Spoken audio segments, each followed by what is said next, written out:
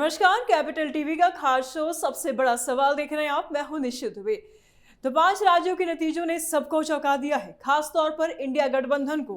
असम, बंगाल और पुदुचेरी में बीजेपी का डंका बजा है, तो वहीं तमिलनाडु में टीवीके और केरला में यूडीएफ की वापसी हुई है।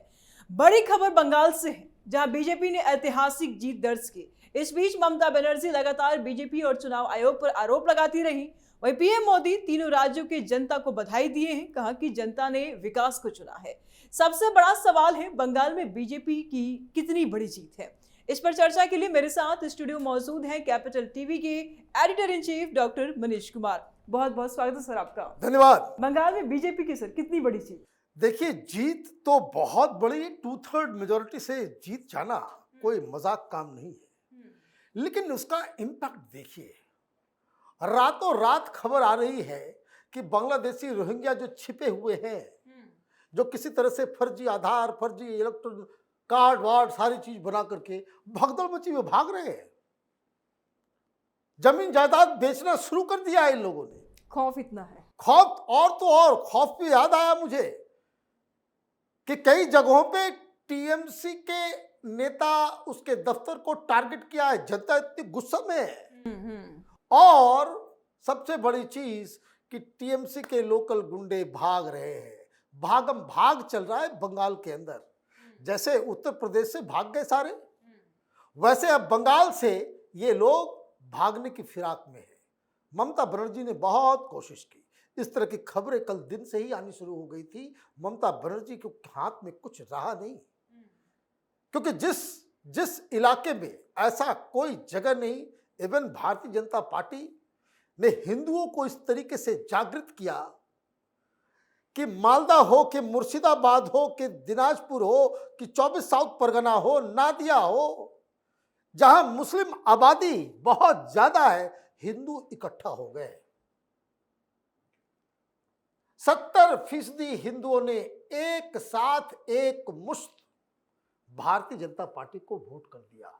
और अगर ये एक्सपेरिमेंट और किसी राज्य में हो जाए और जिस तरीके से हिंदू इकट्ठा हुए हैं, तो आप ये समझिए, it's a death nail to secular politics. ये जो मुसलमानों के वोट के खातिर देश में सेक्युलरिज्म का अफीम चटाया जाता है, इस राजनीति की आज अंत हो गया। It is dead. जैसे 2014 में एक मिथ खत्म हुआ। 2014 से पहले पत्रकार, एकेडमिशियंस, ओपिनियन मेकर्स, मीडिया और एकेडमिया के सारे लोग ये कहते थे कि without Muslim votes you can not win the national election. Bharatiya Janata party को तो बहुमत अपने हिसाब से कभी आ ही नहीं सकती। उनकी दुकानदारी बंद हो गई। और वो सारे लोग आर्टिकल लिखा करते थे कि अगर भारतीय जनता पार्टी को इतना शौक है तो वो ये कहे कि यूसीसी हम लाएंगे, 370 खत्म करेंगे और राम मंदिर बनाएंगे। ये ऐलान करके चुनाव लड़े, अगर बहुमत आ जाए तो हम लोग स्वीकार कर लेंगे। वो क्या था?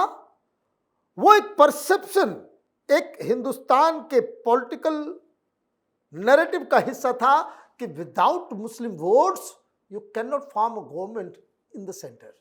2014 में इसी मिथ को नरेंद्र मोदी ने तोड़ा।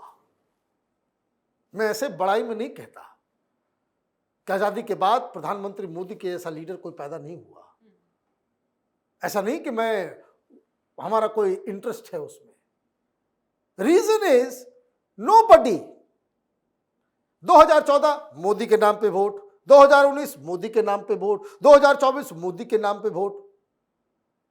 किस प्रधानमंत्री ने अपने नाम पे, अपने दम पे वोट मांगा हो और सरकार बनाई हो?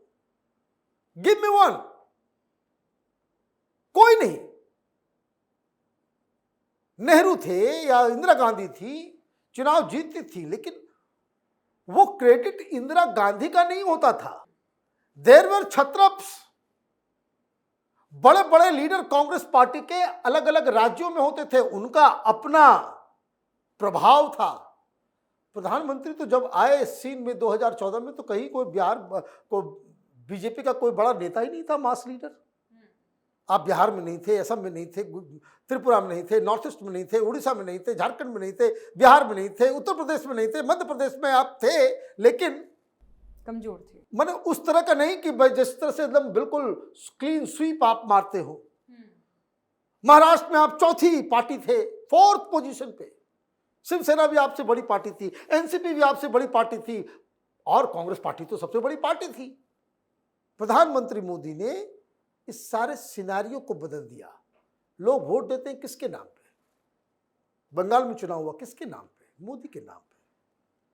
भारतीय जनता पार्टी तो अपना पंचायत का चुनाव भी मोदी के नाम पे लड़ जाती है, और पंचायत में अगर हार हो जाती बीजेपी की तो यह पत्रकार लोग कहने शुरू कर देते, देखिए बीजेपी हार गई, मोदी के ये बहुत बड़ी हार है। ये राजनीति के सेंटर में आ गए मोदी, राजनीति के सेंटर में।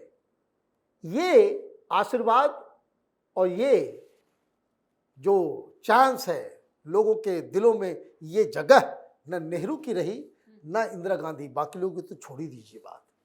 तो इसलिए ये मसला इतना इंपॉर्टेंट हो गया। अब देखिए अब क्या हुआ। असम में आप कभी नहीं थे, कहीं नहीं थे, 22-23 सीट लेकर के आई है, 22 सीट लेकर के आई है असम में कांग्रेस पार्टी। आपका जो मेन लीडर है वो हार गया, जिसको मुख्यमंत्री आप बनाना चाह रहे तो अपनी सीट हार गया। सिटिंग एमपी है, सिटिंग एमपी एमएलए का चुनाव हार गया। इससे बड़ा जोक हो सकता है? गौरव गोगोई हार गए। कहां आप वहां पे आप आरोप लगा रहे थे कि ये पासपोर्ट है तो वो पासपोर्ट है, इसका खामियाजा भुगतना पड़ा। भाई आप देखिए, आप कहीं थे ही नहीं, कहीं थे ही नहीं। और सबसे बड़ी चीज, जो 22 जीते हैं कांग्रेस के, 21 उसमें मुसलमान हैं। जो 84 जीती है ममता बनर्जी, उसमें 40 से ज्यादा जो है वो मुसलमान है। आप मुस्लिम अपीसमेंट करेंगे और सरकार बना ले जाएंगे, अब नहीं पॉसिबल है। एक स्टालिन था, वो हिंदू विरोधी है ना, हिंदुत्व को गाली देना और ये करना वो करना, वायरस बोले थे। अपनी सीट हार गया। कोई सिटिंग सीएम भी अपनी सीट हारता है।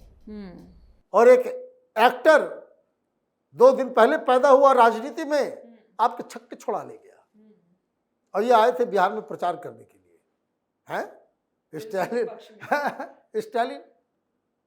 तो ये आप देखिए। हाँ, केरल में कांग्रेस पार्टी जीती है, तो कांग्रेस पार्टी इसलिए जीत गई क्योंकि वहां भारतीय जनता पार्टी नहीं है, वामपंथियों का बहुत दिनों से सरकार चल रहा था, तो एंटी इनकम्बेंसी थी, तो बाय फ्लुक जो है वो जीत गए। लेकिन राहुल गांधी कहाँ है? उनको त्रिवेंद्रम में होना चाहिए, वो मस्कट में है। वो पता नहीं कहाँ क्या कर रहे हैं, मस्कट में है भी नहीं है कि कहीं और घूमने चले गए। तो ये जो कल का जो नतीजा आया, ये इसलिए टर्निंग पॉइंट है। जस्ट लाइक पूरा मसला बदल गया 2014 में मोदी की जीत के बाद से, राजनीति पूरी तरीके से बदल गई। तो ये जो ममता बनर्जी की हार हुई है, उससे भी राजनीति पूरी तरह से बदल गई है। अब आप देखिए, प्रधानमंत्री को चैलेंज करने वाले कौन लोग हैं? तो डीएमके बड़ी पार्टी थी, खत्म, रशाई हो गई। ममता खत्म, केजरीवाल खत्म, तेजस्वी खत्म, अरविंद केजरीवाल खत्म, उद्धव ठाकरे खत्म, शरद पवार खत्म। कौन बचा? राहुल गांधी हैं। और ये भारतीय जनता पार्टी प्रधानमंत्री मोदी के पक्ष की बात है। जब तक राहुल गांधी कांग्रेस पार्टी का चेहरा बन के रहेंगे, बीजेपी कूल रहेगी। दिक्कत तब होता है जब ये सब इस तरह के लोग, राहुल गांधी से कोई दिक्कत नहीं। राहुल गांधी बीजेपी के सबसे बड़े प्रचारक हैं। उनका खड़ा होते ही जो है वो जनता के सामने आते हैं और भारतीय जनता पार्टी के लिए जो है लोगों के मन में बिल्कुल कि भाई किसको चूज करना है, राहुल गांधी को चूज करना है कि मोदी को चूज करना है। तो ये डिसीजन जो है वो आसान हो जाता है। अब ये बताइए, कि 2024 के चुनाव के बाद जिस तरह से लगातार बीजेपी चुनाव जीत रही है, वो आगे इंडी गठबंधन का क्या भविष्य रह गया है। मैं आश्चर्यचकित नहीं होऊंगा कि कल डीएमके जो है वो न्यूट्रल हो जाए, सरकार में शामिल ना हो, लेकिन मोदी सरकार के फेवर में जो है अलग अलग बिलों के ऊपर जो है वो वोटिंग करना शुरू कर दे। बहुत सारी पार्टियां हैं वही काम करती हैं। तो इस संदर्भ में कि ये एक पाथ ब्रेकिंग चुनाव और ये चुनाव का रिजल्ट जो आया है वो भारतीय जनता पार्टी के लिए और हिंदुस्तान की राजनीति के लिए एक टर्निंग पॉइंट सिद्ध होने जा रहा है। बहुत शुक्रिया सर तमाम जानकारियों के लिए। धन्यवाद। तो तीनों राज्यों में बीजेपी ने परचम लहराया है। बंगाल में ममता के किलों को भेदना बीजेपी के लिए आसान नहीं था, लेकिन बीजेपी वॉरियर्स के लगातार मेहनत ने कर दिखाया। फिलहाल सबसे बड़ा सवाल में इतना ही। कमेंट बॉक्स में अपनी राय दें, वीडियो को लाइक करें, शेयर करें, चैनल को सब्सक्राइब करें। जल्द मिलते हैं नए अपडेट के साथ। दीजिए इजाजत, नमस्कार।